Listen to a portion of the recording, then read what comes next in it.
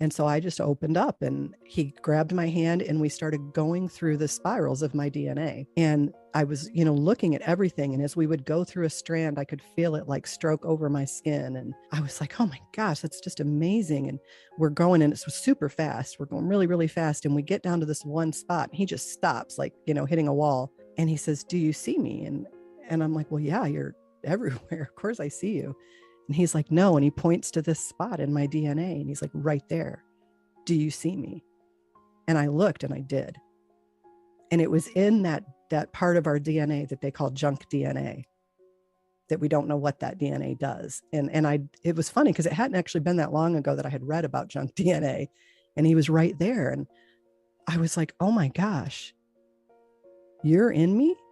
And he's like, yes, I'm your father, just like your father is your father. You can say he's not, but we could do testing and figure out that he is. He's your biological father, whether you want to admit it or not. And I'm your father, whether people want to admit it or not. And it just blew me away.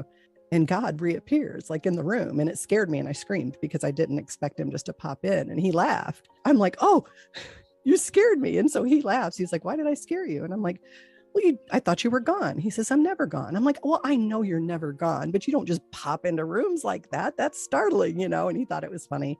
And so he had given me this message, and he's like, I want you to share this message with the world. And, that he is God and he is the creator, and that we are made on purpose for a purpose.